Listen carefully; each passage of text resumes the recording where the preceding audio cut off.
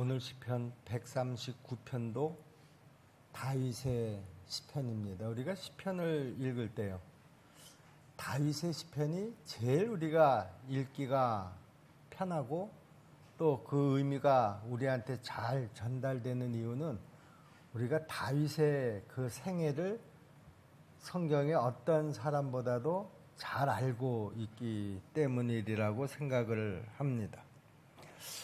오늘 우리가 이 시편 139편을 함께 묵상하면서 먼저 생각해 볼 것은 하나님은 어떤 분이신가 하는 것에 대해서 먼저 좀 생각을 해야지 되겠는데요. 왜냐하면 하나님은 어떤 분이신가 하는 개념은 우리 기독교 신앙의 가장 기초적인 기반이 되기 때문이라는 것이죠. 더 나아가서 그러면 하나님은 나에게 어떤 분이신가 하는 것에 대한 지식은요, 내 믿음 생활에 가장 중요한 토대가 되기 때문입니다. 다윗은요, 하나님은 어떤 분이신가? 하나님은 그렇다고 하면 나한테는 어떤 분이신가에 대한 지식이 아주 풍성했기 때문에 그 믿음이 아주 견고하게 잘 세워질 수가 있었던 것입니다. 결론적으로 다윗은요, 하나님을 어떻게 이해하고 있었는가 하면 나를 잘 알고 계시는 하나님, 나를 잘 알고 계시는 하나님으로 그렇게 이해하고 있었습니다. 사실 사람은 자기 자신도 잘 모를 때가 있습니다. 때로는 남이 나를 더 잘 알 때도 있지 않습니까? 특히 하나님은 나를 너무나 잘 알고 또 나의 일거수일투족을 다 보고 계신다고 성경은 분명히 말씀합니다. 오늘 여기 1절 말씀에서도요, 그런 말씀입니다. 여호와여 주께서 나를 살펴보셨으므로 나를 아시나이다. 전지하신 하나님, 그 전지하신 하나님이 다윗을 다 알고 계신다라고 하는 거예요. 다윗은 하나님이 나를 너무나 잘 알고 계신다라고 하는 이런 믿음을 가졌다라고 하는 것이죠. 그 나를 잘 알고 계시는 하나님이 내 연약함도 잘 알고 계시고 내 부족함도 잘 알고 그리고 나를 사랑하시고 계시기 때문에 나는 하나님 앞에서 어떤 것도 속이거나 감출 것이 없다, 이렇게 고백을 합니다. 그런데 하나님이 나를 다 잘 아신다라고 하는 말은요, 우리가 기쁜 일이기도 하지만 또 한편으로는 좀 두렵기도 하지 않습니까? 왜 기쁜 일입니까? 하나님께서 내 수고와 내 사정을 다 알아주신다라고 하는 그런 뜻이기 때문에 하나님이 나를 다 잘 알고 계신다라고 하는 말이 우리에게 기쁜 일이 될 수가 있다라고 하는 것이죠. 그런데 또 한편으로는요, 이 말이 두려운 말이기도 합니다. 왜 그렇습니까? 하나님께서 내 죄를 다 알고 계시고 내 허물까지도 다 알고 계시기 때문이라는 것이죠. 자, 그러면 구체적으로 하나님께서 나에 대해서 뭘 알고 계신다라고 하는 것일까? 우리가 오늘 본문을 통해서 하나하나 좀 살펴보려고 합니다. 하나님이 나에 대해서 알고 계시는 것, 첫째는요, 내 행위와 내 생각을 다 알고 계신다라고 하는 거죠. 2절 말씀을 보겠습니다. 2절 말씀에 표현된 것을 보면 앉고 일어섬이라고 하는 말이 나옵니다. 이 앉고 일어섬이라고 하는 것은 우리 사람의 모든 행위를 다 상징하는 말입니다. 주께서 내가 앉고 일어섬을 아시고 멀리서도 나의 생각을 밝히 아시오며 내 일거수일투족을 다 알고 계실 뿐만 아니라 내가 무슨 생각을 하고 있는지도 다 알고 계신다라고 하는 것입니다. 하나님께서는 내 삶의 모든 행위를 보시고 내 삶 속에서 한시도 눈을 떼지 않고 살펴보신다라고 하는 그런 말이죠. 여러분, 그런데 우리가 여기에서 이 말을 오해해서는 안 됩니다. 하나님께서 나를 그렇게 살펴보시는 이유는 나를 감시하시기 위해서 살펴보시는 것이 아니라 나를 지키시기 위해서 나를 살펴보신다라고 하는 사실입니다. 더 나아가서 하나님은 내 행위뿐만이 아니라 내 생각과 내 속마음까지도 다 아신다, 이렇게 말씀하고 계시죠. 그래서 여러분, 하나님은요, 내가 당신을 위해서 살겠다라고 하는 마음만 먹어도요, 내가 그 마음을 먹는 거 하나님이 아신다는 말 아닙니까? 내가 그 마음만 먹어도 하나님께서 내게 은혜를 더하시고 능력을 더해 주시는 줄 여러분 믿으시기를 바랍니다. 그러므로 내가 하나님 앞에서 내 행위뿐만이 아니라 내 생각이 그만큼 중요하다라고 하는 것이죠. 다윗은 하나님께서 자신의 혀에서 나오는 말까지도 다 아신다, 이렇게 말씀합니다. 3절 4절 말씀이죠. 나의 모든 길과 내가 눕는 것을 살펴보셨으므로 나의 모든 행위를 익히 아시오니 여호와여 내 혀의 말을 알지 못하는 것이 하나도 없으시니이다. 내가 하는 말 한마디 한마디 그 말을 다 알고 계신다라고 하는 거예요.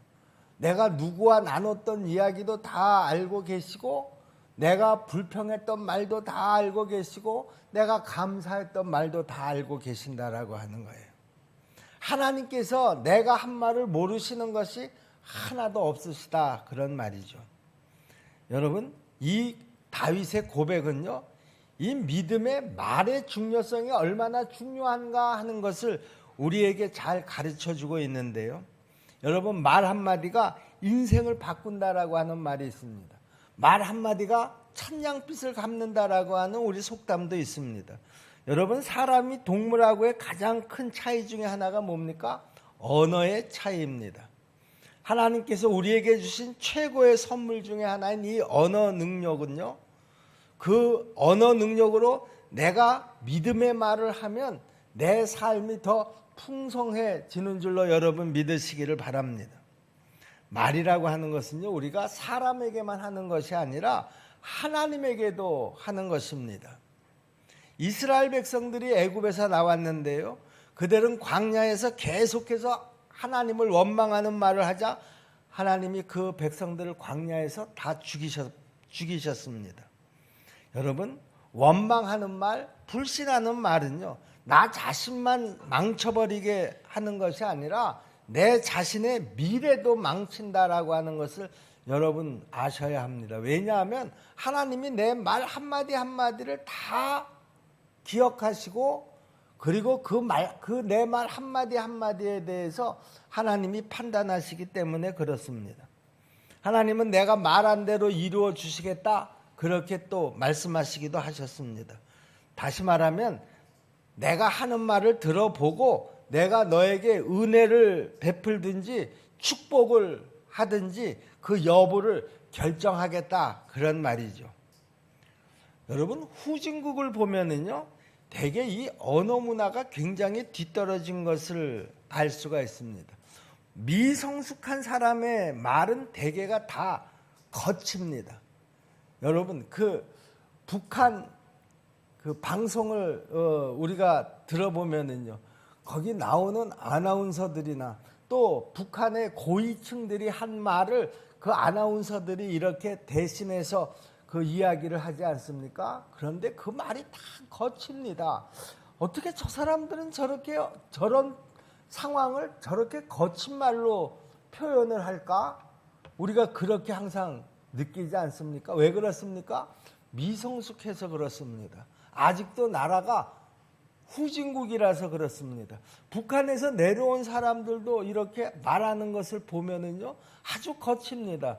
요즘 대한민국에서 북한으로 날려보내는 그 삐라 문제 때문에 아주 시끌시끌하지 않습니까? 그런데 그 삐라를 날려보내는 어떤 중심에 있는 사람이 그 경찰에 잡혀가면서 하는 말을 이렇게 들어보면은요, 참 거칠기 짝이 없습니다. 왜 저런 상황을 저렇게 표현을 할까? 듣는 사람이 아주 부담스럽게 거칠게 이야기를 합니다. 여러분, 우리도 마찬가지입니다. 아직도 성숙하지 못한 사람의 말을 들어보면은요, 그 말이 세련되지를 못했다, 그런 얘기. 아주 거칠고 함부로 얘기를 한다, 그런 말입니다. 왜 그렇습니까? 미성숙하기 때문에 그렇습니다. 아직도 인격이 제대로 만들어지지 않았기 때문이라는 것이죠. 여러분, 우리가 성숙한 삶을 원한다고 하면은요, 무엇보다도 말부터 바꿔야 합니다. 여러분, 믿음의 말은요, 기적의 제일 원천 중에 하나라고 성경은 말합니다. 성경은요, 믿음의 말대로 모든 것을 이루어 주신다, 그렇게 약속을 했습니다. 좋은 말이라고 하는 것은 그 사람의 믿음에서 나옵니다. 기도하면 믿음이 생기고요. 그렇기 때문에 말도 달라지는 것이죠. 기도하는 사람은 역시 그 말도 기도하지 않는 사람하고 다릅니다. 여러분, 우리가 그 새벽 기도를 강조하는 이유가 뭡니까? 새벽 기도는 하루의 첫 시간을 하나님 앞에 기도로 시작함으로써 우리가 하나님하고의 관계에 있어서도 그렇지만 우선 새벽 기도를 하면서 하나님과 대화를 하다가 보면 내 말이 달라지는 것을 느끼게 됩니다. 내 말이 달라지면은요, 내 인생도 달라지고요, 그리고 내 가정도 달라지게 됩니다. 여러분, 특별히 하나님 앞에 감사하는 마음이 담긴 그런 말을 많이 하시기를 바랍니다. 그러면 여러분의 삶이 저는 분명히 달라질 줄로 믿습니다.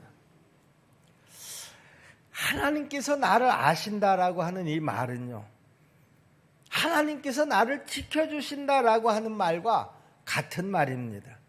다윗은 하나님이 자기 자신을 아신다라고 하는 말에 이어서 하나님께서 나를 지켜주심에 대해서 또 고백을 하고 있습니다. 5절 말씀을 보세요. 주께서 나의 앞뒤를 둘러싸시고 내게 안수하셨나이다.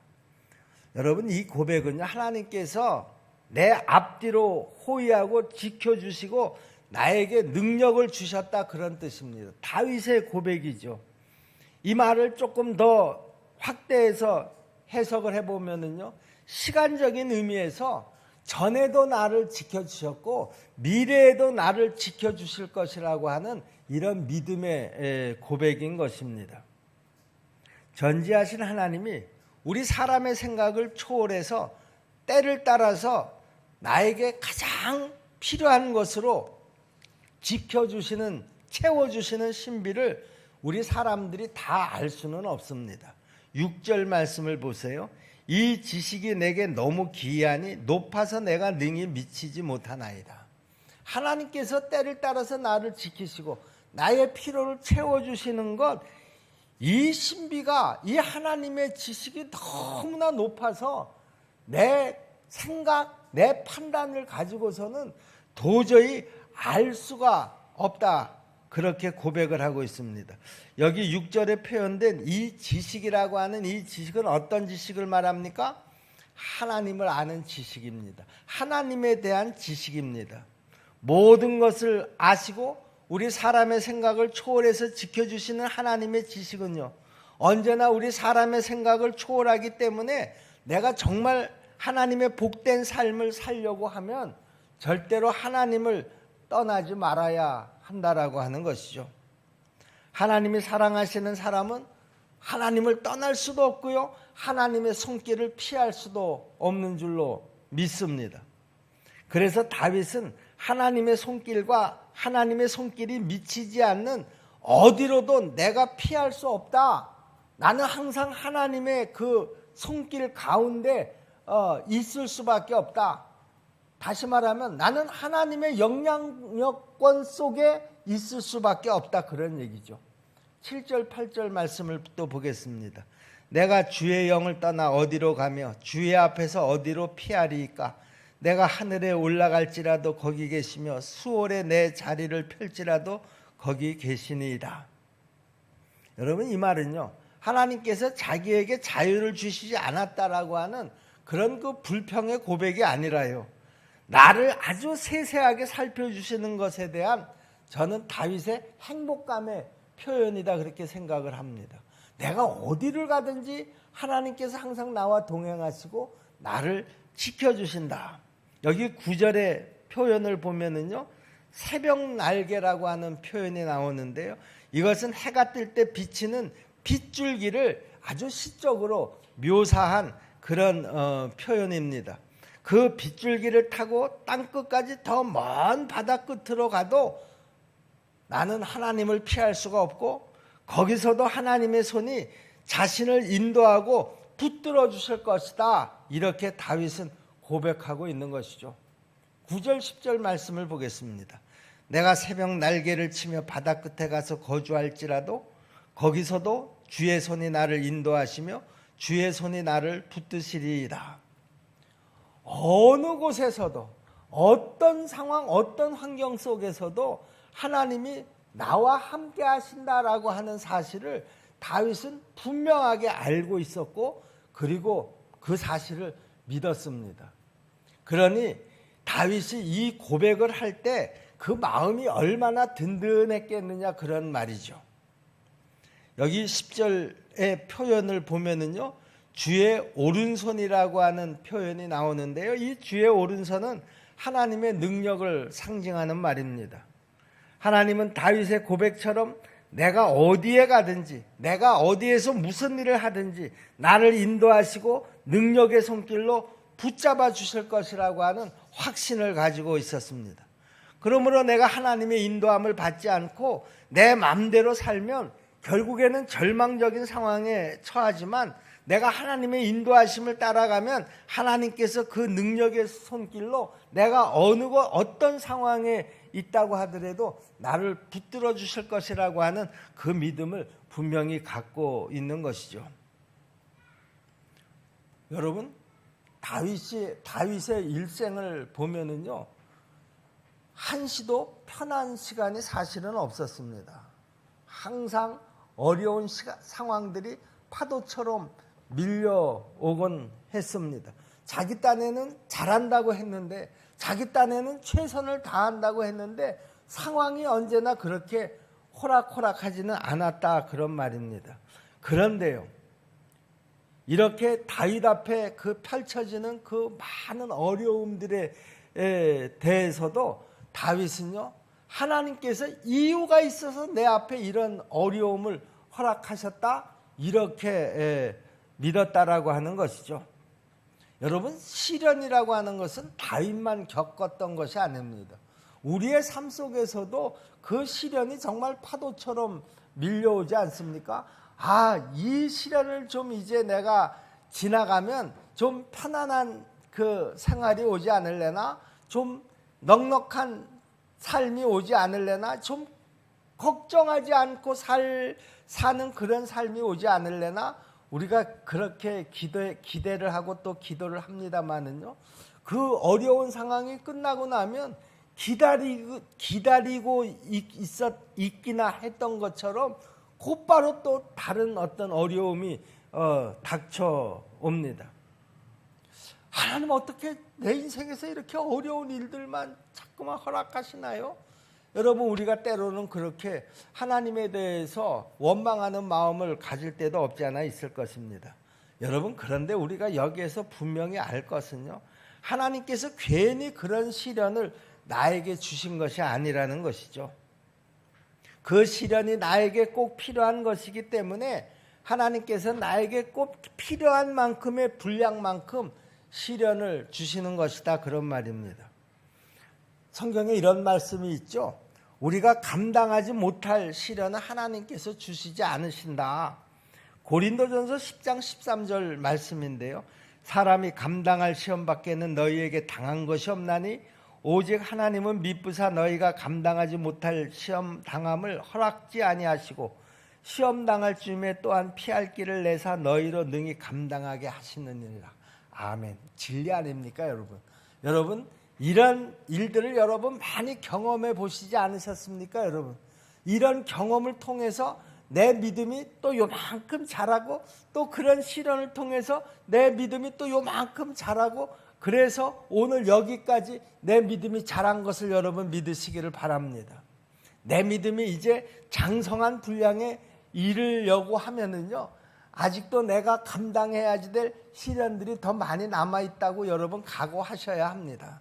그러나 그 시련이 나를 힘들게 하기 위한 시련이 아니라 내 믿음을 더 자라게 하기 위한 하나님의 계획이 있어서 내 믿음을 자라게 하기 위한 시련인 것을 여러분 믿으시기를 바랍니다. 그러므로 나에게 시련이 닥쳐왔을 때 하나님 왜 나한테 이런 시련을 허락하시나요? 그렇게 우리가 원망하는 마음을 갖지 마시고요. 하나님께서 이 시련을 통해서 내 믿음을 또 얼마나 또 자라게 하실까 하는 그런 기대를 가질 수 있기를 바랍니다. 그것이 하나님께서 나에게 시련을 허락하시는 이유다, 그런 말입니다. 하나님께서 이스라엘을 가나안으로 인도하실 때요, 그 백성들을 40년 동안이나 광야에서 헤매게 만드셨습니다. 왜 그랬을까요? 그것은 이스라엘 백성들이 그 가나안의 축복에 합당한 백성으로 만들려고 하시는 하나님의 선하신 뜻이 그 가운데 있었기 때문이라는 것이죠. 그러므로 그 시련은 하나님의 사랑의 시련이었다, 저는 그렇게 분명히 믿습니다. 이 사실을 깨닫는 것이 정말 은혜 중에 은혜인 것이죠. 나에게 지금까지 그 거쳐간 시련들을 놓고 참 하나님은 나를 그냥 가만두시지를 않으시네, 나를 항상 이렇게 아주 힘들게만 하시네, 또 앞으로 얼마나 또 힘든 일을 또 내 앞에 펼쳐 놓으실까? 그런 마음을 갖는 것이 아니라요, 그 시련 하나하나를 되돌아보면 그 시련 하나하나 속에 하나님의 깊은 뜻이 있었네, 그 하나님의 뜻을 깨닫는 것, 그것이 진짜 큰 은혜다, 그런 얘기죠. 여러분, 내가 은혜 받았습니다, 그런 그 말을 하지 않습니까?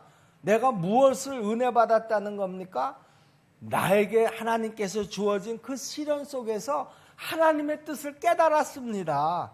그때 내가 은혜 받았습니다, 이런 고백이 나오는 것이죠.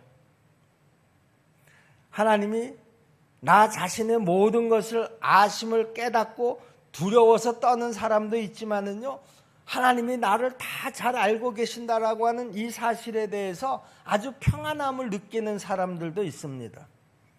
세상 사람이 다 몰라줘도 하나님께서만 아신다고 하면 나는 그것으로 충분합니다, 나는 그것으로 행복합니다, 이렇게 여기는 사람들이 있습니다. 여러분, 하나님 안에 있는 사람들에게는 하나님이 나를 다 아시는 것에 대한 지식만큼 능력 있는 삶과 평안한 삶과 행복한 삶이 펼쳐질 것을 분명히 믿는 것이죠.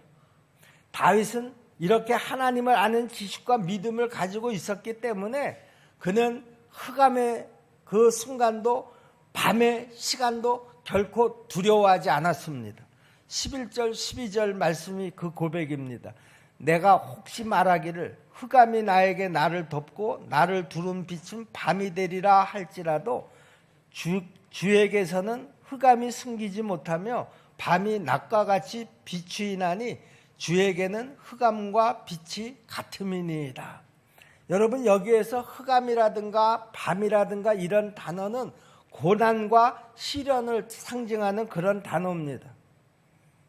다윗에게 있어서 고난과 시련은 있어도 하나님께서 나와 함께 있다고 하면 나 자신은 절대로 무너지지 않을 것이다. 나는 흑암도 두렵지 않고 밤도 두렵지 않다. 나는 고난도 시련도 두렵지 않다. 이렇게 고백하는 것입니다. 우리 십정동계 성도 여러분, 여러분들에게도 이런 체험이 있으신가요? 여러분들에게도 이런 믿음이 있으시냐, 그런 말입니다. 하나님이 나를 다 아신다라고 하는 이 사실이 어떤 사람에게는 아주 불편합니다. 하나님이 그것도 다 아시면 내가 이거 어떻게 운신을 하라는 말이야, 불편해하는 사람들도 있습니다. 그러나 다윗은 하나님이 나를 다 아시기 때문에 나는 어떤 시련 앞에서도 당당하고 자신이 있습니다. 나는 두려워하지 않습니다. 나는 평안합니다. 왜 그렇습니까?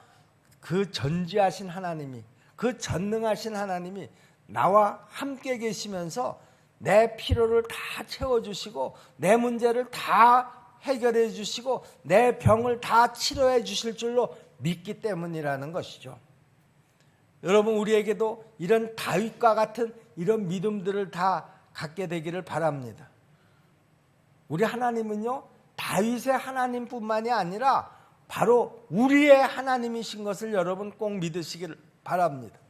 오늘 이 밤에 이 시편 139편을 우리에게 들려주시면서 우리도 똑같은 믿음을 가지라고 하나님께서 말씀하고 있는 것입니다.